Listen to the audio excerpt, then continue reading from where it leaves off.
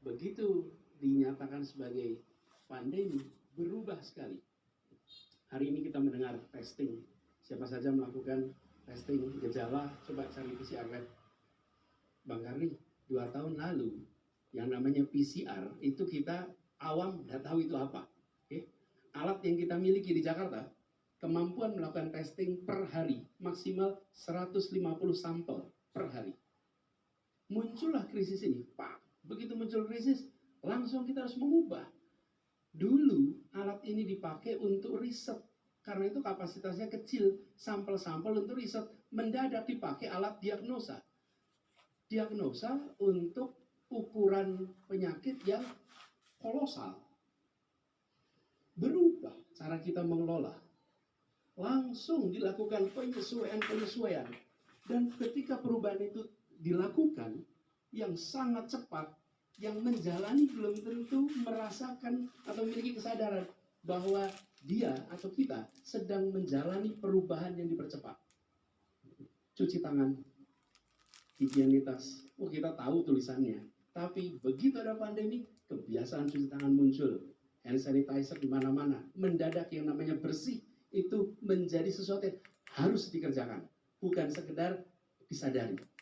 Jadi kita harus memanfaatkan yang disebut sebagai krisis ini untuk melakukan perubahan-perubahan yang dipercepat di berbagai aspek. Sini masuk persoalannya. Perekonomian kita turun. Tapi perekonomian kita turun itu bukan salah hitung. Bukan ada investasi yang salah. Bukan ada kebijakan yang salah.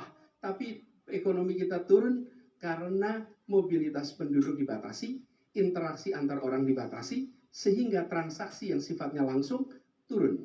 Tapi transaksi yang tidak face to face mengalami lonjakan. Yang tadi Bro Sandi sebutkan kurvanya K. Ada yang naik, ada yang turun.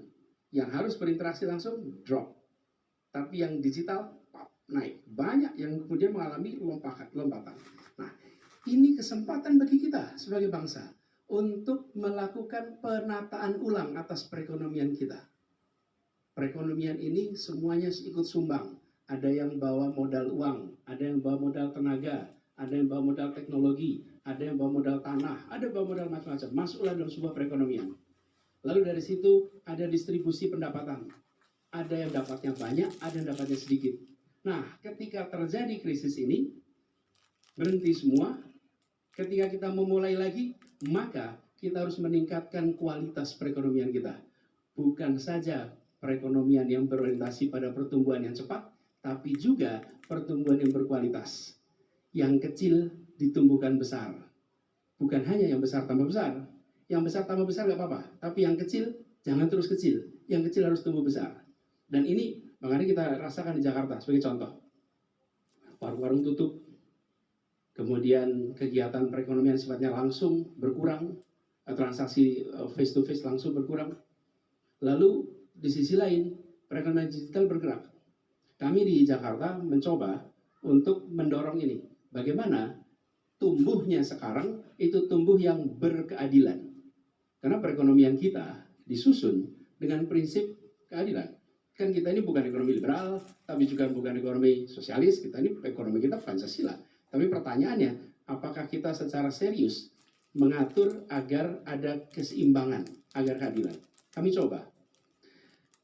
Ekonomi mikro, pelaku ekonomi mikro, ultramikro, itu yang memiliki IUMK namanya, izin usaha mikro kecil, di Jakarta itu 28.000. Bayangkan, sebelum pandemi hanya 28.000 IUMK. Mereka punya IUMK, otomatis punya NPWP. Yang punya ini dengan mudah bertransaksi, dan mudah ikut di dalam pasar digital. Jadi begitu sekarang kita lewat pandemi, kita dorong membagikan IUMK. Warung-warung, termasuk kaki lima, semua kita bagikan IUMK. Ditawari, diberikan NPWP juga. Supaya apa? Supaya mereka bisa bertransaksi. Dan makanya kita terkejut. Kenapa? Karena orang tua keluarga itu berdatangan ke kelurahan, ke kecamatan mengurus izin usaha supaya usaha di rumahnya punya izin. Apa yang terjadi? Dari 28.000 dalam waktu 1 tahun kurang berubah menjadi 252.000 pemilik IUMK di Jakarta. Lompat, ini yang kecil nih, mikro. Dan apa yang terjadi? Begitu tuh mikro muncul, mereka ikut di dalam pasar digital yang besar ini. Jadi, saya melihat bahwa ketika kita mengalami krisis, mau bangkit, maka jangan bangkit seperti dulu saja. Harus ada yang baru. Dan yang baru prinsip nomor 1 adalah berkeadilan. Yang kedua, kita merasakan apa yang juga disampaikan Kang Emil tadi, bahwa perubahan alam itu adalah dampak dari perilaku manusia. Termasuk pandemi ini, virus yang bermutasi karena perilaku kita. Kelestarian kepada alam, kelestarian pada lingkungan harus menjadi bagian yang secara serius kita kerjakan. Jadi, kami melihat ke depan, tumbuhnya perekonomian, aspek-aspek itu penting. Tapi di sisi lain, selain bicara ekonomi, bicara kebangkitan, secara kesejahteraan, yang tidak kalah penting, pelajaran luar biasa selama pandemi ini. Public trust is key.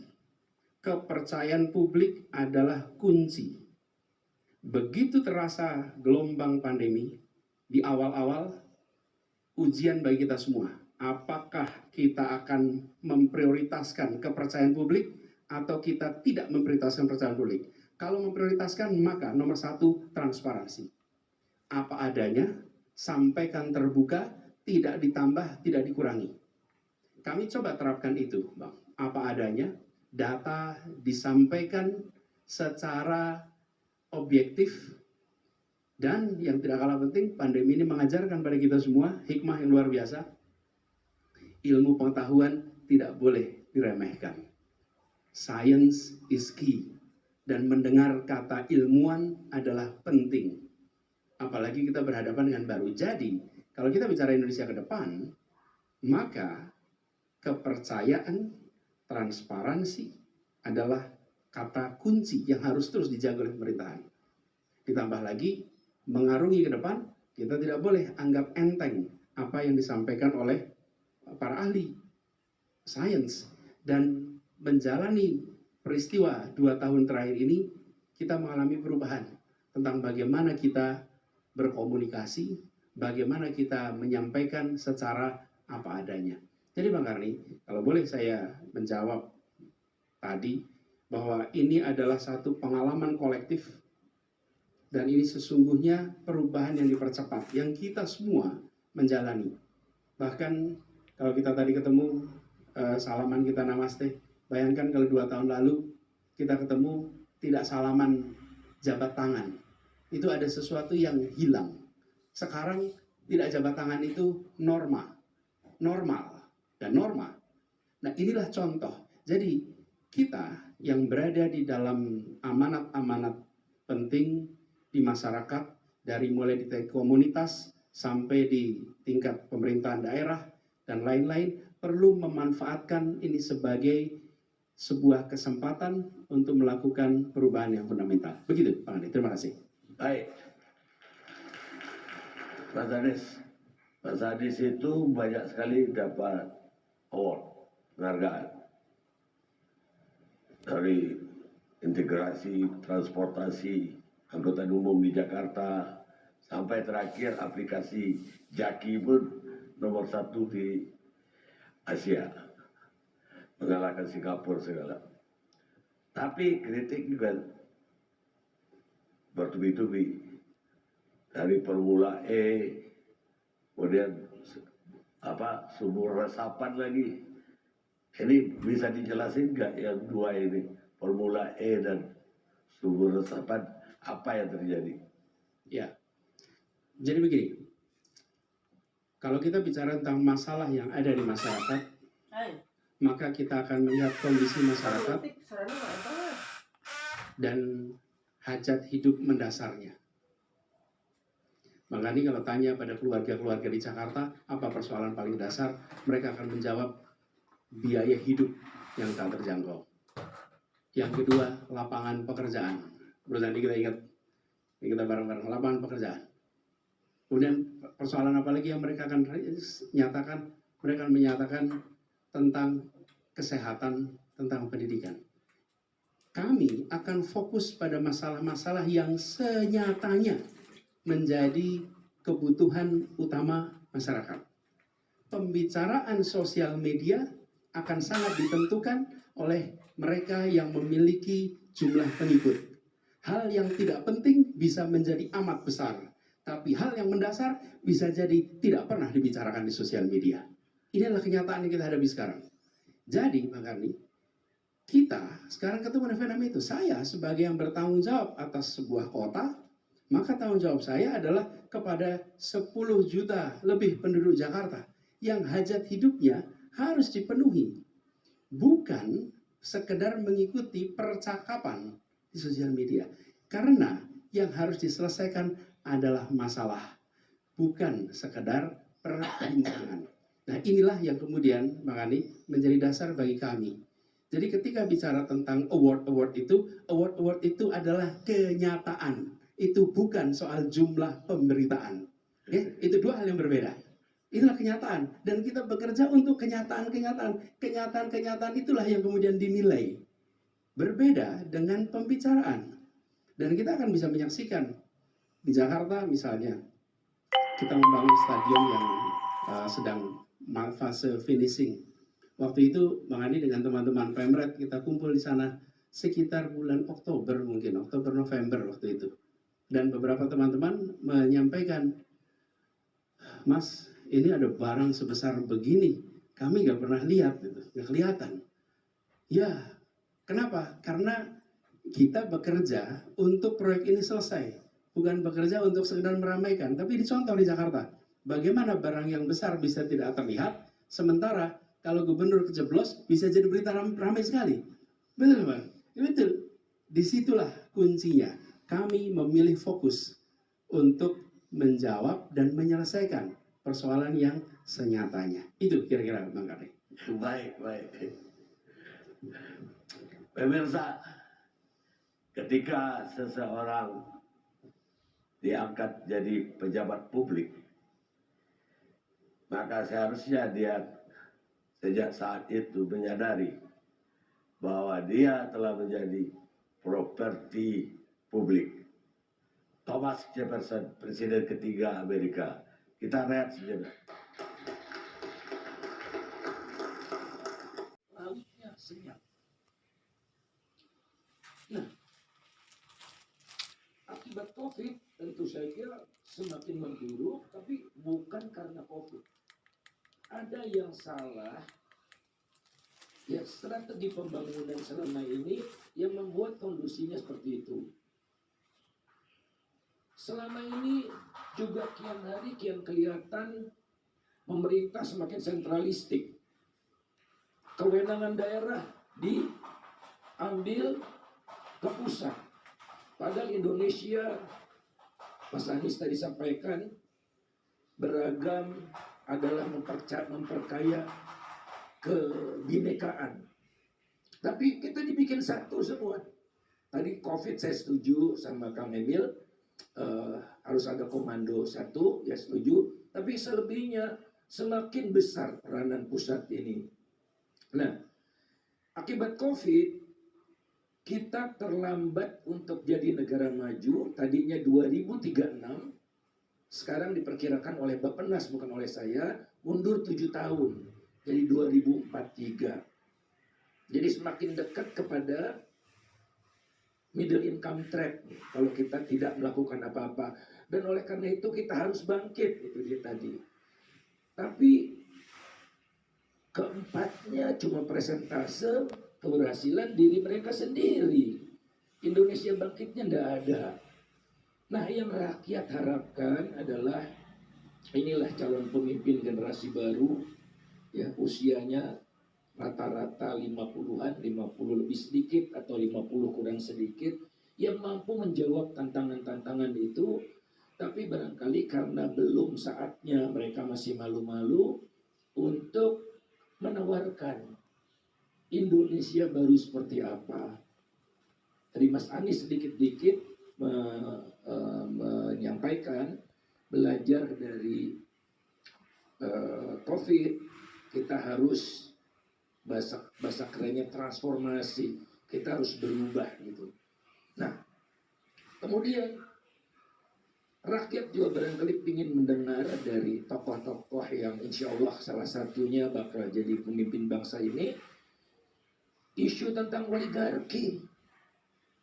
Seolah-olah Indonesia ini baik-baik saja. Jurang kaya miskin itu kan karena penguasaan kekayaan alam di tangan segelintir orang. Pasal 33 semakin hilang. Nah, apa? Untuk membuat Indonesia bangkit, betulan bangkit dari bawah itu karena persoalan yang disebabkan oleh demokrasi yang merosot. Walaupun indeks demokrasi tahun 2021 Indonesia naik gitu, saya juga aneh. Tapi checks and balances tidak ada, perencanaan diabaikan dan sebagainya itu.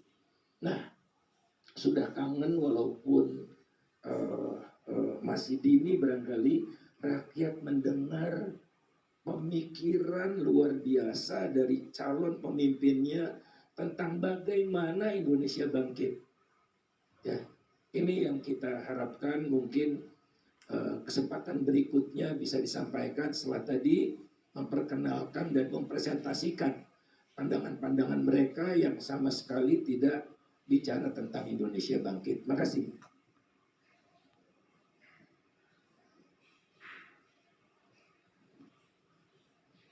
Tidak ada pertanyaan khusus untuk berapa orang penulis. Justru saya ingin bertanya kepada masing-masing, apa konsep mereka tentang Indonesia bangkit itu? Jadi Bu, ya itu aja. Baik, saya persilakan. Tujuan kita merdeka itu yang menjadi tujuan kita bangkit. Ukurannya apa? Melindungi segenap bangsa Indonesia dan seluruh tumpah darah Indonesia. Memajukan kesejahteraan umum, melaksanakan ketertiban dunia. Kemudian kita berbicara tentang keadilan sosial. Nah, jadi semua kebijakan yang dibuat itu bukan statementnya yang nyambung dengan tujuan bernegara, tetapi prioritasnya. Di mana itu? Lihat anggaran, lihat kebijakan, dari mulai pusat sampai daerah. Jadi ini Bang Kani yang disampaikan tadi pertanyaan tentang bangkitnya untuk apa? Untuk kita mendapatkan itu. Nah, kami melihat salah satu masalah yang paling dasar yang harus serius dibereskan adalah soal keadilan sosial. Ini salah satu masalah yang paling mendasar hari ini. Di mana kalau tadi istilahkan ketimpangan nyata, kaya miskin, kota, non-kota, rural, urban, terdidik, tak terdidik, bekerja, tak bekerja, kawasan. Nah, bagian kita secara serius menyelesaikan persoalan ini. Jadi kami Bang di Jakarta ini, ketika bicara konteks Jakarta, maka keadilan sosial itu tidak diwujudkan dalam sesuatu yang abstrak, tapi keadilan sosial itu diwujudkan di dalam kebijakan. Tadi bicara transportasi terintegrasi. Kenapa? Supaya biaya hidup bagi warga Jakarta menjadi lebih murah karena biaya transportasi turun. Yang kedua, membangun perasaan kebersamaan. Karena berada di transportasi umum, apakah dia petinggi, apakah dia pengangguran, dia berada di tempat yang setara. Jadi kami melihat kebijakan-kebijakan yang disusun harus mencerminkan semangat paling dasar mengapa kita bernegara. Tujuannya jelas. Nah, kami garis bawahi keadilan sosial. Jadi, sesudah pandemi ini, kita punya kesempatan untuk melakukan riset. Ini kalau alat ini, itu kalau itu sekarang ini kita sedang resetting nih, Pak, riset. Di riset untuk apa? Yang ke depan pengelolaan perekonomian kita harus menjawab pertanyaan, sudahkah berkeadilan? Bukan hanya sudah efisien, tapi sudahkah berkeadilan? Itu kira-kira Bang Kani. Terima kasih. Baik.